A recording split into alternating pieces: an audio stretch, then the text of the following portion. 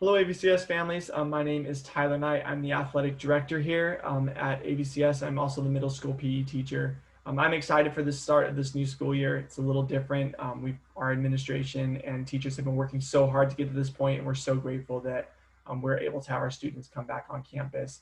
Today, I'm going to be talking a little bit about PE and then also study skills. And the way that that's going to work is they share the same grade book, so I'll kind of go into that here in a moment.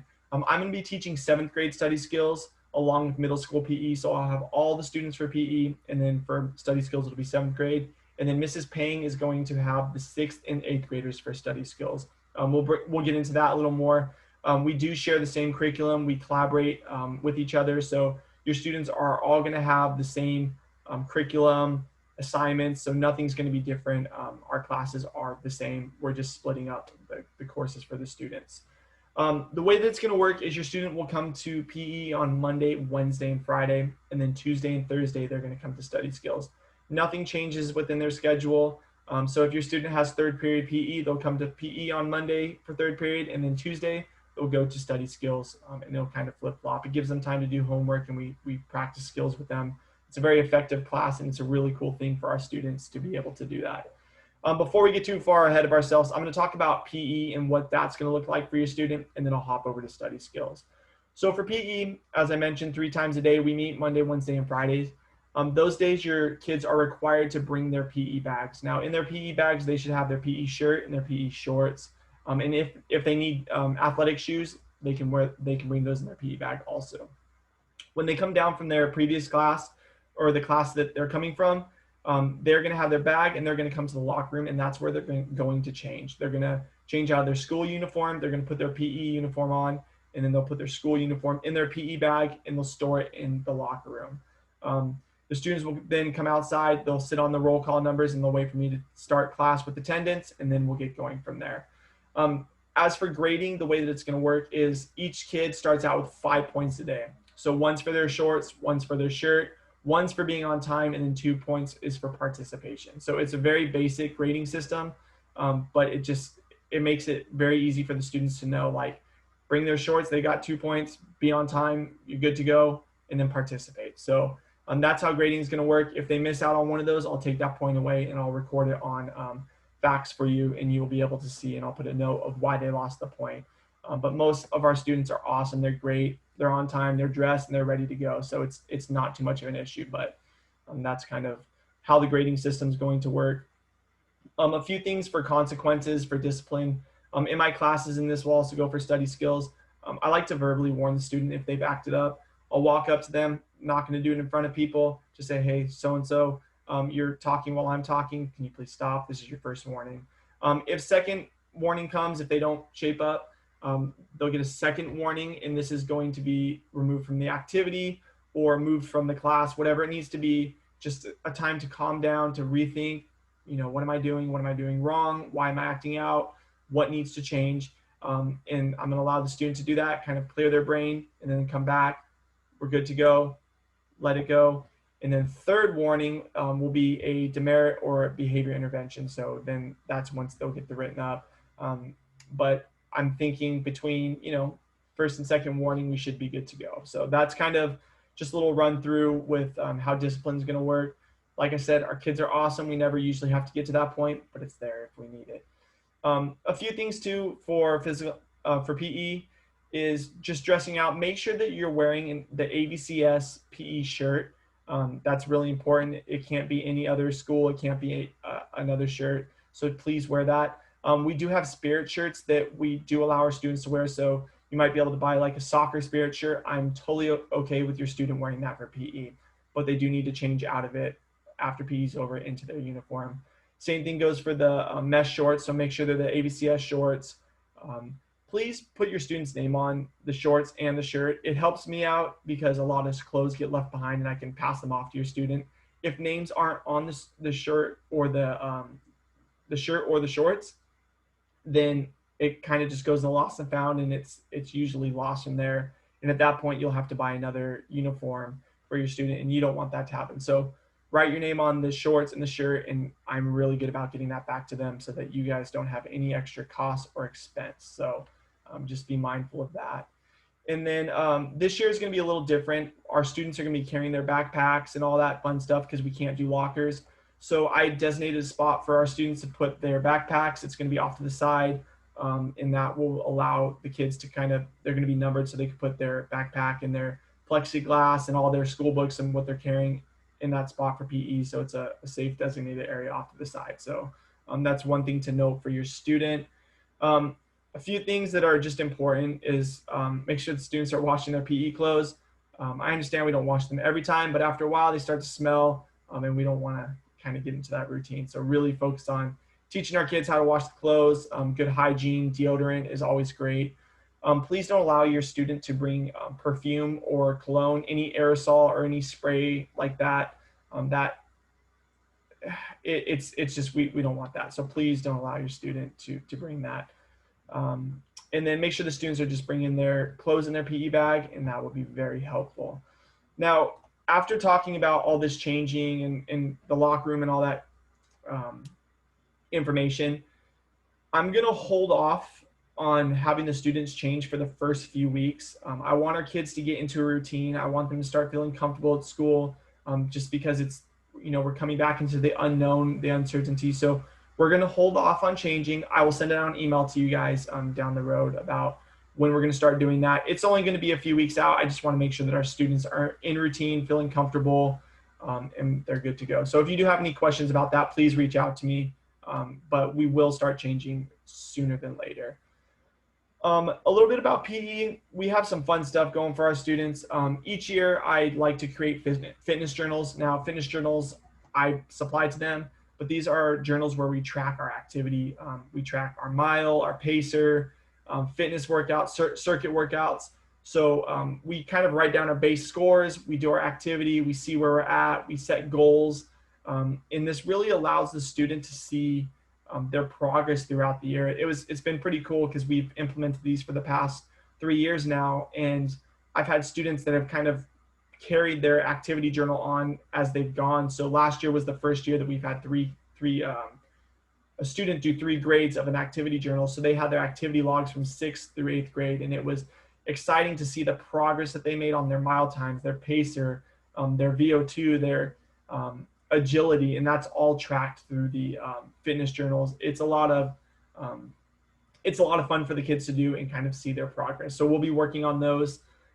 As most of you guys know, at ABCS, we do the Presidential Fitness Test, which is aligned with California state standards and the national test that surrounding schools use. So that's a really cool experience for our kids to try to place in the presidential or the national zone. And I'll talk more on that once that comes, but that will be happening in March for our students. So there'll be, it's a five test parts. So they'll do the mile, they'll do the sit and reach, push-ups, curl-ups, which are sit-ups, and then the shuttle run. So it's a pretty cool experience for the kids. They all love it. They kind of compete off of each other. So it's a really awesome time for our kids to just shine and be active and do their best. So that's a little rundown about PE and how that's going to look. It's a great class. The students love it. I love being out there. We play so many different sports, which is great. In the tournament style, I do tournament styles in a lot of my classes. So at the end, our students get to have their picture on the championship board, which is a big deal for a lot of them. So you'll see that throughout the year, and it's just an exciting time for our kids. So that's a little bit about PE. I'm going to switch over now to study skills. Study skills is a great class for our students because it gives them time to do homework, and it also gives them time to work on different skills to be learned. So things that we talk about are organization, the use of planners, so their accordion folders. We teach them how to be organized. We teach them study habits, time management, learning styles, how to take notes, test preparation.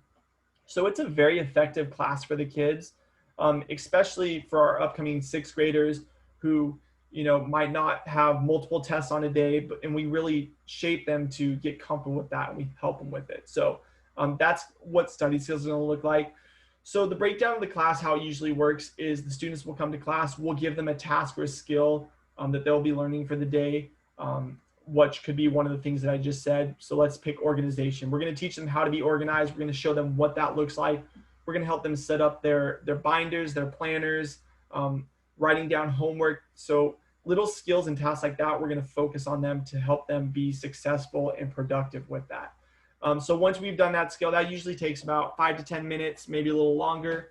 The kids will then have time to work on their homework. So at that point, they're going to bring a reading book, or they're going to bring outside homework that they have. Math usually coincides, so it works out to where most of the students will go to math and then they'll go to study skills, so they can work on their homework once they get to study skills, and we're able to help them with that.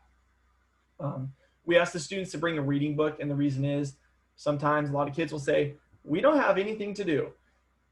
Usually they do. We kind of sit down and say, okay, what about history? What about language arts? What about science? And they're like, oh, I do have something. For that random reason, if they don't, they have a reading book, and I can say, okay, well, why don't you read? So they'll pull out a reading book and read. Sometimes students don't want to read, and then they magically have a homework assignment that they have to do, so then they'll work on it. So it works out in our favor. It keeps the students occupied, working, helps with their AR reading, things that they need to get done, their quizzes. So that's a very effective thing. And then a little bit to know is we're going to be using Office 365. So we're going to be using Teams. We'll teach the kids how to use that in the classroom, and just kind of make it work for the online learning aspect. If there is that, we'll help shape that for the kids. We'll help them understand what needs to be done and how to access everything in Office 365. Grading scale for this class, it's on a 5-point base. Also, we kind of keep it simple for the kids just so they know. 1 point for bringing a reading book, so they get a point for that. 1 point for being organized. We'll do a walkthrough. We'll check and say, hey, can I see your organizer? Can I see your folder? I just want to make sure that you're organized and set for success, so they get a point for that. They get a point for being on task. They're working hard. They're doing what they need to do. They get that point. And then 2 points for being prepared. So bringing your notebooks, your pens, your writing utensils, whatever's needed for the day. You'll get 2 points if you bring that. So that's how it's going to work. Discipline is going to work the same way in the class. They're going to get a verbal warning for the first time. If it continues, then they get the second warning, and that's just a one-on-one talk conversation with the teacher. And we'll kind of try to figure out and re-guide our student on how they could change their behavior or what would be effective for them. And then the third one would be a demerit. But I'm hoping that we can not get to the third point, and we could stop it at 1 or 2. So behavior expectations, we want our students in study skills just working hard. We want them to use this time effectively. If you can get your homework done while in this class, it's great. Do that. We're here to help. You have resources around.